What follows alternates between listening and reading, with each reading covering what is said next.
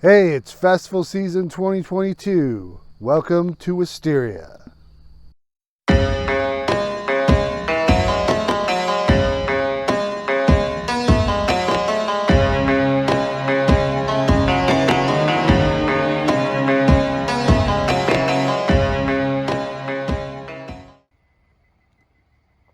Hey folks, this is James, and I'm with my good friend Vavin Lanchin. Welcome to this special episode of Scroll of Thoth. This is us driving into Wisteria, an excellent pagan-friendly campground outside of Pomeroy, Ohio. Sadly, one of our main festivals, Babylon Rising, was canceled this year. But since we all had the time off, a bunch of us rallied together and decided to take advantage of Wisteria's open camping. Normally, it's hard to shoot videos at festivals due to privacy concerns, but since we had the place practically to ourselves, I wanted to take that opportunity to show everyone this magical space, at least part of it, as Wisteria is huge and we couldn't get it all in one go. We did manage to hit my favorite places, and I hope this video tempts you to come out to the Starwood Festival, July 12th through the 18th, where the Order of Emergent Magi will be running some workshops and rituals.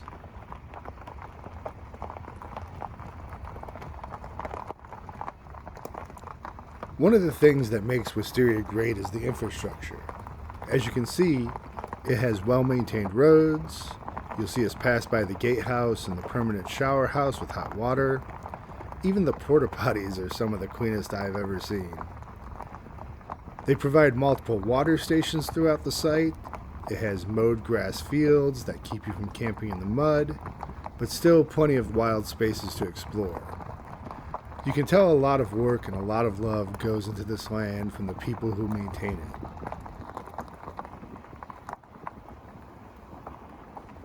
But like I said, the campsite is huge. During festivals, they run small golf cart buses as a public transportation system. If you're like me and have a hard time walking a lot, consider renting your own golf cart if you have the means.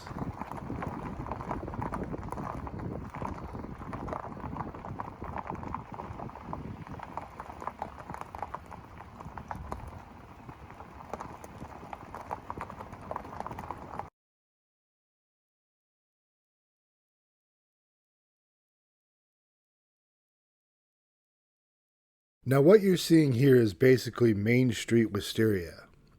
Down the road you can catch a glimpse of the tavern, which I heard will be serving beer and wine during Starwood.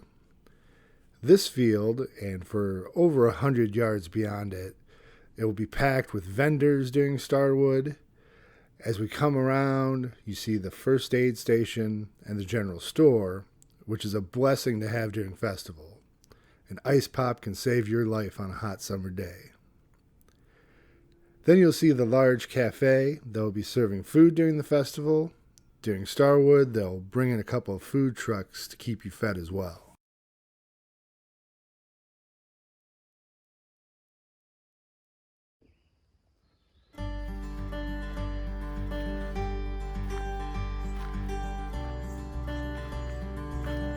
This is us walking down into Hickory Grove, one of the many special sites you'll find hiding in the corners of Wisteria.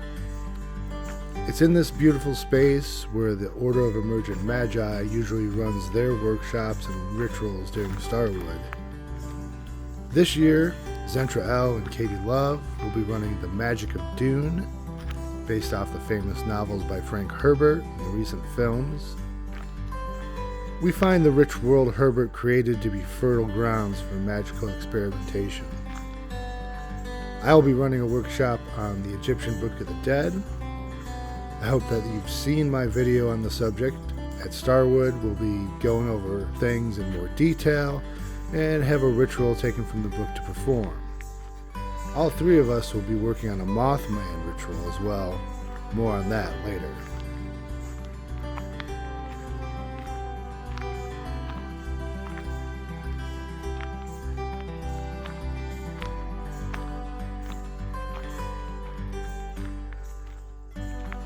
There are just a ton of things to do at Starwood, with events focused on magic and spirit, crafts and creativity, wellness and healing, new frontiers in thought and alternative ways of being, and of course, all of the great music you'll hear throughout the festival.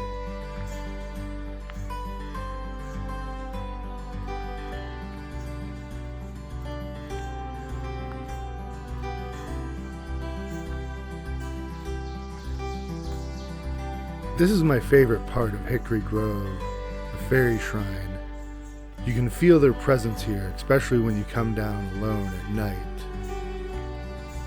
As you can see, this is the perfect backdrop for doing magic. Once again, great care and love has been put into this space. And now we're going to head up to the main stage to talk about Vavin Lanchen's newest book of poetry. So one of the best parts about being out here at Wisteria is I get to be with the magnificent Vavin Lanchen, magician, musician, graphic artist, and poet. And we're so proud that Scroll of Thoth Press has just released another one of his books of poetry, Highway to Apocalypse, Through the Veil, book 1. Tell us about the book. So the book began after Babylon 2019, and it was waking up from the dream that is festival. Festival brings you into this beautiful, wonderful life. And then waking up to the cold reality of capitalism and a dying empire. That began to shape the beginning of the book. But it's also meant to reflect the journey of the high priestess from the higher state of Kether as she moves down to Tippereth, balance, from the infinite beauty into beauty and balance. But as she does, she passes through the abyss. And this first part, this book 1, is her journey into madness. So it reflects that everything changing, everything decaying, as everything breaks away. The beauty that you were in, that state coming down, and find yourself in the madness of knowing and seeing through the veil, seeing things how they really are. It's reflected in the art, it's reflected in the poetry, the breaking apart. Well, I had a great time putting it together, and that's Highway to Apocalypse, book 1, Through the Veil. You can order that off of Amazon, and check out his other books of poetry as well. Here's a good look at the entirety of the main stage, where you can see concerts at night from talented musicians throughout the festival. Against the backdrop of the woods with the amazing light show, it's just a great time, and there's plenty of space here to dance or just chill out and watch the band.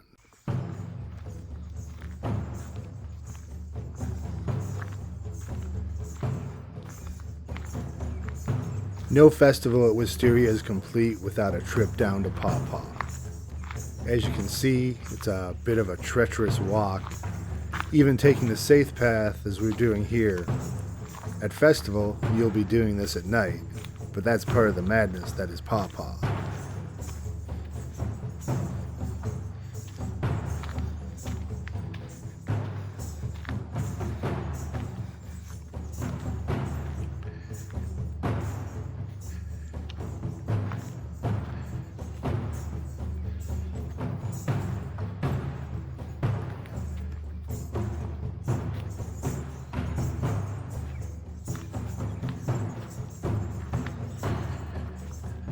During festival, this place would be filled with dozens of dancers packed in around the fire and moving to the beat of a small army of hardcore drummers under the shelter here.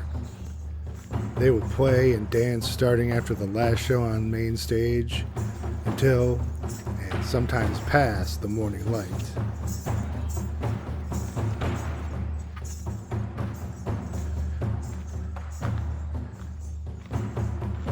Pawpaw really isn't dangerous, but you certainly feel like you can drop off the edge here, especially while spinning around the fire to the massive beat of the drums.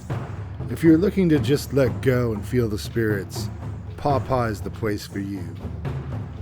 Surviving a night at Pawpaw will absolutely make you feel like you belong to a community that has passed through initiation. Just bring water and a flashlight to get down there. No need to bring a chair or anything else for that matter. You'll be too busy dancing.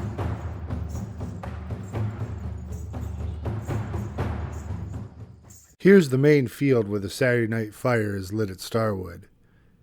Not much to see now, but imagine this space filled with a 2-story fire surrounded by over 1,500 people. There will be more drumming and fire spinners. It's essentially a giant carnival. The perfect way to end your festival. What a view to wake up to in the morning. Wisteria itself is a magical place that seems to sit in the middle of a mystical convergence. The Ohio Serpent Mound is only 90 minutes away, and best of all, at least for us, this is Mothman country, only 35 minutes away from Point Pleasant, West Virginia. If you go to Wisteria, you're going to want to take a side quest to go see Point Pleasant. Here we are at the statue in downtown Point Pleasant. This is where they hold the Mothman Festival every September. Of course, you'll want to stop in at the Mothman Museum, where they have artifacts from the incident that occurred in 1966 to 67, plus props from the movie. You'll see handwritten reports from some of the eyewitnesses, and learn about the history of Mothman in pop culture. I love how the place is filled with Mothman art and installations that make the experience fun. Like any good museum, you exit through the gift shop, which is more than just an afterthought. I know I can't resist grabbing Mothman books, shirts, hats, posters, stickers, and all sorts of Mothman merchandise.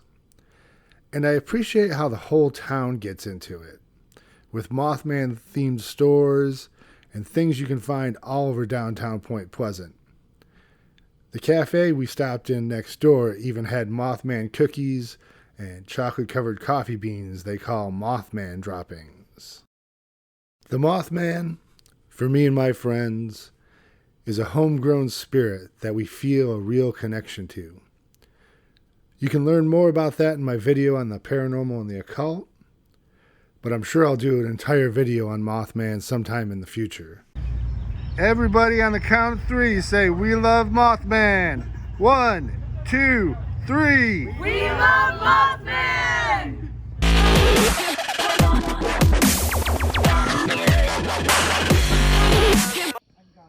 I like to set up an altar when I'm out in the woods, a place where I can burn as much incense as I want in offering to the spirits. We tend to camp at a place called Pirate's Cove when we're out at Wisteria. It has a nice tree line and this shelter that you can use to step in out of the rain. During Starwood, this will be home to the Digidome, a hand-built structure made of interlaced pipes that reaches up into the sky. Its clever design means that the sheets over the dome keep out most of the rain, and the Digidome hosts one of the sacred fires of Starwood, as this place was the original main fire ring for Wisteria.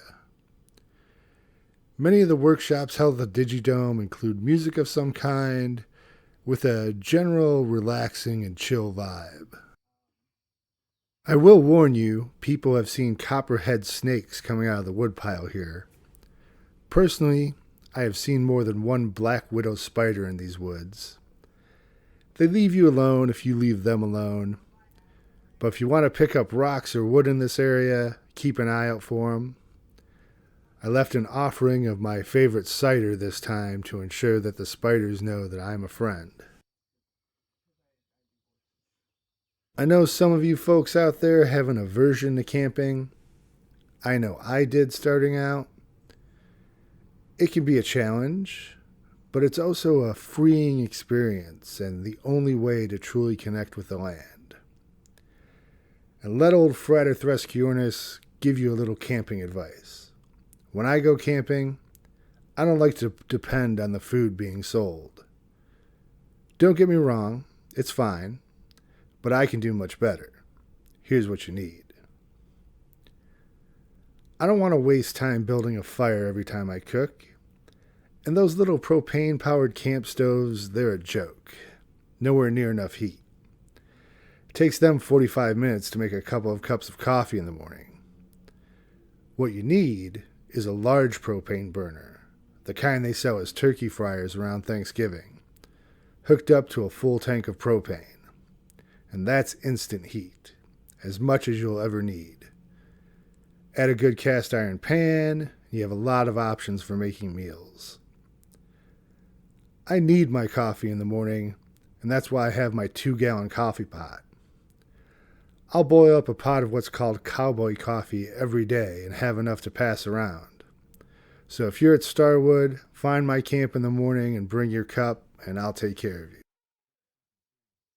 I want to thank everyone who came out and had fun at Wisteria this last weekend. We managed to get a few rituals in and even had a fire at the end for people to dance around in the rain. I hope everyone out there tries going to Starwood at least once, or check out one of the many festivals hosted by Wisteria over the camping season.